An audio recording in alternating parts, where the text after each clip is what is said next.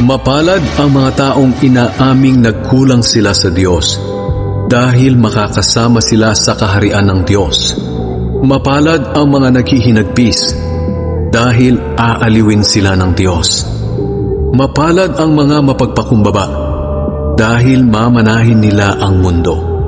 Mapalad ang mga taong ang hangad ay matupad ang kalooban ng Diyos, dahil tutulungan sila ng Diyos na matupad iyon. Mapalad ang mga maawain, dahil kaaawaan din sila ng Diyos. Mapalad ang mga taong may malinis na puso, dahil makikita nila ang Diyos. Mapalad ang mga taong nagtataguyod ng kapayapaan, dahil tatawagin silang mga anak ng Diyos. Mapalad ang mga dumaranas ng pag-uusig, dahil sa pagsunod nila sa kalooban ng Diyos, dahil makakasama sila sa kaharian ng Diyos. Mapalad kayo kung dahil sa pagsunod ninyo sa akin ay iniinsulto kayo, inuusig at pinaparatangan ng masama. Ganoon din ang ginawa nila sa mga propeta noong una.